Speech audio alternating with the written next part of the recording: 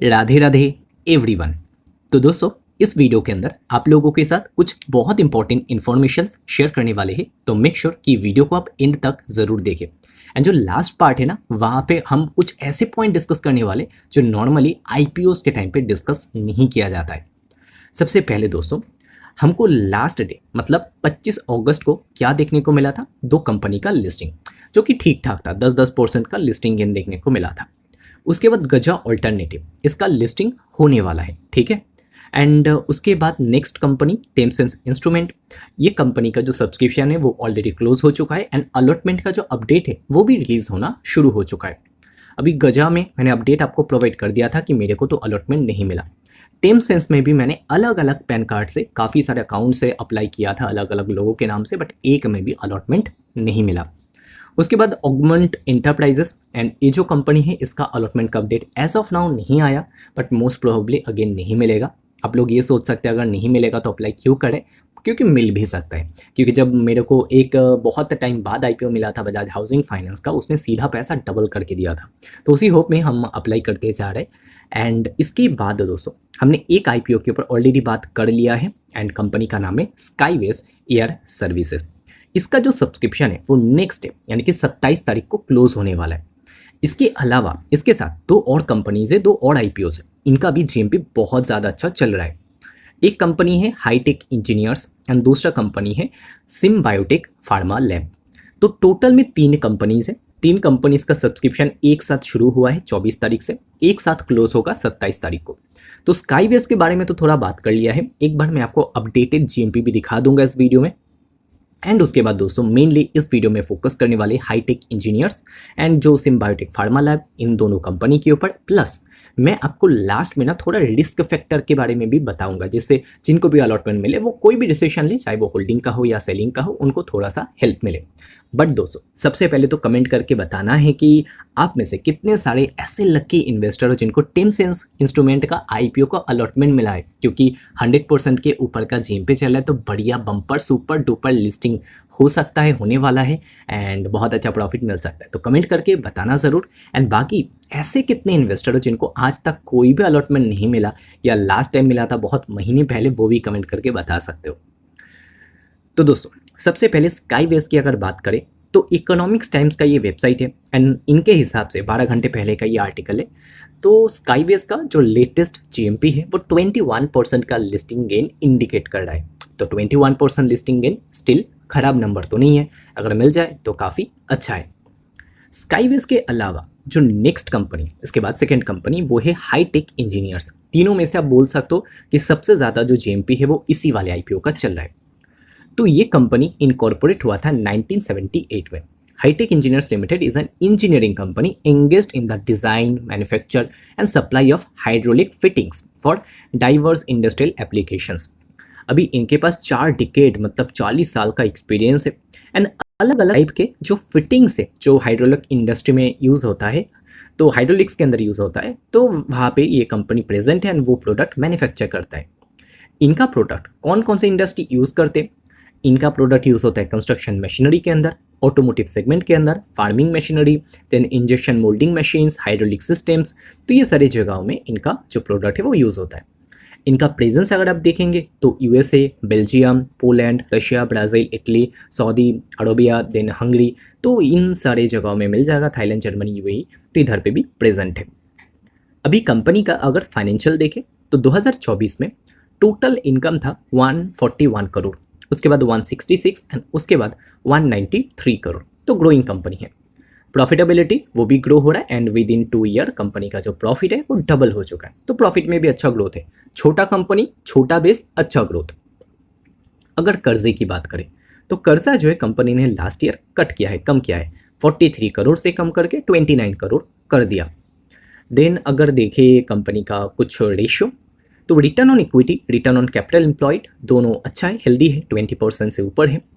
Than company का EBITDA margin 22% which is good and PAT margin 11.6%, ये भी अच्छा है।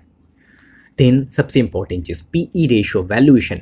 तो कंपनी का जो पीई रेशियो है दोस्तों वो 22 हो जाएगा पोस्ट आईपीओ एंड इधर पे जो है ना वो जीएमपी इंक्लूडेड नहीं है। बट इसके अलावा ये जो आईपीओ है ये आईपीओ का अगर आप देखेंगे मार्केट कैप बहुत ही छोटा है, 502 करोड़ का साइज़ है। मतलब आप कह सकते हो इसको तो एसएमई कैटेगरी में आना चाहिए था, बट फिर भी जो भी है बहुत ही छोटा साइज़ का आईपीओ है, तो कंपटीशन बहुत ज़्यादा टफ होने वाला है। रिटेल कैटेगरी में कोई अगर अप्लाई करना चाहता है तो 15,000 उनके बैंक में होना चाहिए। एंड अगर आप आईपीओ के डेट वगैरह देखेंगे तो 27 तारीख मतलब थर्सडे को क्लोज हो जाएगा। अलॉटमेंट आपको फ्राइडे को ही आ जाएगा एंड उसके बाद लिस्टिंग जो है वो ट्यूसडे सितंबर महीने की 1 तारीख को होने वाला है। तो ऑफर साइज़ कितना है? बहुत ही छोटा, 136 करोड़ का टोटल इशू साइज़ है। एंड समझ सकते हो आप, इतना छोटा आईपीओ है तो जो कंपटीशन है वो बहुत हाई होने वाला है एंड चांसेस अलॉटमेंट का थोड़ा सा कम होगा। एंड क्योंकि कंपनी ग्रोइंग है, छोटा है, तो इस वजह से जीएमपी भी अच्छा चल रहा है। अगर मैं आपको एनडीटीवी प्रॉफिट के वेबसाइट से दिखाऊं तो लेटेस्ट जीएमपी इसका बहुत ज़्यादा जंप कर गया। 10 घंटे पहले का आर्टिकल है, आप वेबसाइट भी देख सकते हो। एंड 75% का जीएमपी चल रहा है इस आईपीओ का। मतलब बहुत ज़्यादा जो जीएमपी है करेंटली इस आईपीओ का चल रहा है। एंड कंपनी का नाम है हाईटेक इंजीनियर्स। चलिए दोस्तों, आते हैं second IPO and second company के ऊपर, जिसका नाम है सिम्बायोटेक फार्मा लैब लिमिटेड। ये कंपनी इनकॉर्पोरेट हुआ था 2002 में। एंड फार्मा लैब कंपनी है नाम में, तो फार्मास्यूटिकल कंपनी है। And biotechnology company engaged in the development and manufacturing of active pharmaceutical ingredients, मतलब एपीआईज बनाता है। देन जो यहाँ पे न्यूट्रिशनल इंग्रेडिएंट है, स्पेशलिटी प्रोडक्ट है, ये सारा कुछ कंपनी मैन्युफैक्चर करता है। 30 ईयर्स का इंडस्ट्री एक्सपीरियंस है, मतलब अच्छा खासा पुराना कंपनी ये भी है। तो 2024 में कंपनी का जो टोटल इनकम था ये था 723 करोड़। नेक्स्ट ईयर ग्रो तो हुआ बहुत ज़्यादा नहीं, उसके बाद कंपनी ने थोड़ा ग्रोथ दिखाया। प्रॉफिट की बात करें तो इस पर बहुत ज़्यादा चेंजेस नहीं दिखेंगे, क्योंकि पहले तो प्रॉफिट ग्रो ही नहीं हुआ, उसके बाद थोड़ा बहुत आपको ग्रोथ दिखेगा कंपनी के प्रॉफिट में। कंपनी का कर्जा देखें तो लास्ट ईयर से कंपनी ने बोरिंग्स को, कर्जे को थोड़ा सा कम किया है, तो ये अच्छी बात है। देन अगर देखें कुछ और important point, return on equity आपको दिखेगा 11% पे, रिटर्न ऑन कैपिटल एम्प्लॉयड भी 11% पे है। कंपनी का जो इबिडा मार्जिन है वो है 26% का। कंपनी का पैट मार्जिन 12% का है, तो ठीक ठाक मार्जिन है। उसके बाद पीई रेशो, पोस्ट आईपीओ बताया जा रहा है कि इस कंपनी का पीई रेशो हो जाएगा 56 का। मार्केट कैप 6,200 करोड़ के ऊपर, तो 56 का पी रेशो आपको क्या लगता है, ये कम है या ज़्यादा है?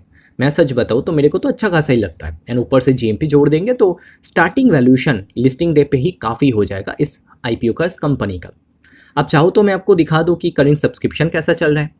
तो डे 2 के एंडिंग में क्यूआईबी का थोड़ा इंटरेस्ट आया। एनआईए कैटेगरी में 12 टाइम्स, रिटेल कैटेगरी में 5 टाइम्स एंड टोटल 5 टाइम्स का सब्सक्रिप्शन आया है। अभी जो डेट्स वगैरह है वो सेम है, जो कि मैंने आपको ऑलरेडी बता दिया है। आईपीओ का साइज़ एक बार देख लेते हैं कि टोटल इशू साइज़ कितना है। तो ये वाले आईपीओ में इशू जो साइज़ है वो लास्ट वाले से थोड़ा ज़्यादा है, 10 गुना ज़्यादा आप बोल सकते हो, क्योंकि टोटल इशू साइज़ 1757 करोड़, मतलब अच्छा खासा इशू साइज़ है। तो अभी जीएमपी कितना है? तो दोस्तों जीएमपी जो है मैं आपको इधर से दिखा देता हूँ। हाँ, तो जीएमपी जो है ना इसका चल रहा है करेंटली 36%, जो कि अगेन खराब नहीं है। एंड मनी कंट्रोल के वेबसाइट से मैं आपको दिखा रहा हूँ, 9 घंटे पहले ये जीएमपी अपडेट हुआ है। तो 36% का जीएमपी चल रहा है, मतलब 3 आईपीओस में ही अगर आप चेक करेंगे तो जो जीएमपी है वो काफ़ी अच्छा है। एक में 21%, एक में 75% एंड तीसरे में 36%। अभी कुछ जो रिस्क फैक्टर है उसके बारे में भी बात कर लेते हैं। तो ये जो कंपनी है यहाँ पे सिम्बायोटेक फार्मा लैब, इस कंपनी में सबसे पहले तो लिस्टिंग के बाद जो प्रोमोटर होल्डिंग है वो हो जाएगा 33%, मतलब एक लो प्रोमोटर होल्डिंग कैटेगरी में आ जाएगा। ज़्यादातर ओएफएस है, मतलब एग्जिस्टिंग शेयर होल्डर्स बेच रहे हैं, जैसे कि मोतीलाल ओसवाल भी उनमें से एक है। देन कंपनी ने जब राइट इशू किया था दिसंबर 2025 में, मतलब आज से लगभग आप कह लो 7 या 8 महीने पहले, तो तब इनका वैल्यूशन जो है ना वो अभी से 1/4 था। मतलब काफ़ी ज़्यादा वैल्यूशन जो है वो कंपनी का इंक्रीज हो गया लास्ट 7-8 महीने के अंदर। सोच कर देखिए, 1/4 था ठीक 7-8 महीने पहले, अभी इतना हो गया। उसके बाद कंपनी का जो डेट टू इक्विटी है वो काफ़ी है, 56 टाइम्स का पीई रेशियो है। लिस्टिंग के बाद तो और ऊपर हो जाएगा। आरओई कम बताया जा रहा है जितना कंपनी का वैल्यूशन है उस हिसाब से। एंड हाई प्रोडक्ट कंसंट्रेशन है, टॉप 5 प्रोडक्ट के अंदर ही इनका ज़्यादा कंसंट्रेशन है। एंड जो रेवेन्यू ग्रोथ है वो भी हमने देखा 2 साल में थोड़ा कम ही है, बहुत ज़्यादा नहीं है, क्योंकि मार्केट में ऐसे फार्मा कंपनीज अवेलेबल है जो उससे ज़्यादा ग्रोथ दिखा रहे हैं, इससे कम वैल्यूशन पे अवेलेबल है आज भी। तो दोस्तों ये कुछ रिस्क फैक्टर है, इसी वजह से मैं अगर अप्लाई करता हूँ, क्योंकि मुझे नहीं पता अभी तक मैं इस वाले आईपीओ में अप्लाई करूँगा या नहीं, बट अगर करता हूँ हो सकता है कर दे वैल्यू यहाँ पे जेएमपी देख के, बट लिस्टिंग डे पे हम एग्जिट कर लेंगे सभी आईपीओ से। हाईटेक में मिल पाना तो बहुत ज़्यादा डिफिकल्ट है, आप कह सकते हो कि टेमसेस में जितना था कंपटीशन उससे ज़्यादा हो सकता है, क्योंकि बहुत ही छोटे साइज़ का आईपीओ है। बट जिनको भी मिलेगा तो एडवांस में कॉन्ग्रेचुलेशन, बहुत ही अच्छा खासा जो यहाँ पे एक लिस्टिंग है वो हो सकता नहीं। ऐसे टाइप के कंपनी को होल्ड किया जा सकता है, ये थोड़े से आप कह सकते हो कि एक टेक्निकल टाइप का कंपनी है, तो ऐसे टाइप के कंपनीज को लॉन्ग टर्म इन्वेस्टर जो होल्ड करना चाहते हैं वो कर सकते हैं, क्योंकि छोटा कंपनी है ना, तो स्टार्टिंग में पी रेशो भी बहुत ज़्यादा नहीं दिख रहा है, अभी 22 का है। हाँ, लिस्टिंग के बाद एक्सपेंसिव हो जाएगा क्योंकि 75% का जीएमपी चल रहा है, बट छोटी कंपनीज में क्योंकि ग्रोथ ज़्यादा आता है तो काफ़ी जल्दी जल्दी जो कंपनी का वैल्यूशन है, पीई रेशो है, वो एडजस्ट होता रहता है। तो वो एक चीज़ है, बट वो इंडिपेंडेंट कॉल रहेगा कि किसको होल्ड करना है किसको नहीं। मुझे तो मिलेगा तो मैं एग्जिट कर लूँगा। तो दोस्तों ये थे आज के हमारे कुछ इंपॉर्टेंट अपडेट्स, एंड बाकी कमेंट करके बताना कि टेमसेंस का आईपीओ में से कितने सारे लोग को मिला, एंड आपका कुछ अगर व्यू है, कमेंट है, वो इन कंपनीज़ के ऊपर बता सकते हो इस वीडियो के नीचे कमेंट करके। इस वीडियो को यहीं पे एंड करते। कुछ एक्स्ट्रा कंटेंट चाहिए तो आप प्राइवेट लर्निंग ग्रुप ज्वाइन कर सकते हो, जो कि कहीं पे जाना नहीं पड़ेगा, आप यूट्यूब में ही मेंबरशिप हमारा ज्वाइन कर सकते हो। कुछ मेंबर्स जो नए नए हैं वो पूछ रहे हैं कि कहाँ पे कंटेंट मिलेगा। सबसे पहले ना आप हमारे चैनल के अंदर जाइए, अभी कैसे जाना है वो तो आपको पता ही है। चैनल के आइकॉन के ऊपर क्लिक करें तो चैनल के अंदर चले जाएंगे। तो चैनल के अंदर आपको अलग अलग सेगमेंट मिलेंगे, एक होम का सेक्शन मिलेगा, एक वीडियोस का सेगमेंट मिलेगा, एक कम्युनिटी पोस्ट का सेगमेंट मिलेगा। ठीक वैसे आपको साइड में जो है मेंबर्स का भी सेगमेंट मिल जाएगा। तो वो मेंबर्स वाले सेगमेंट के अंदर जाएंगे तो आपको मिल जाएगा, एंड हर दिन हम डेट भी लिख देते, स्टडी रिपोर्ट इस दिन का है, एंड उसके नीचे पॉइंट बाय पॉइंट 1 2 3 4 करके लगभग 15-20 ऐसे स्टडी रिपोर्ट शेयर कर देते अलग अलग कंपनीज के ऊपर। तो कोई भी अगर एक्सेस करना चाहता है तो आप मेंबरशिप ज्वाइन कर सकते हो। बाकी टेलीग्राम ज्वाइन नहीं किया, ज्वाइन जरूर कर लीजिएगा, क्योंकि लास्ट टाइम आईपीओ अपडेट्स वहाँ पे आपको मिल जाएंगे, कोई भी इंपॉर्टेंट आईपीओ अपडेट आप मिस नहीं करेंगे। एंड डिस्क्रिप्शन में लिंक है, अभी जाइए ज्वाइन कर लीजिए टेलीग्राम को। तो दोस्तों इस वीडियो को यहीं पे एंड करते हैं। वीडियो देखने के लिए बहुत बहुत शुक्रिया। मिलते हैं अगले वीडियो में। राधे राधे।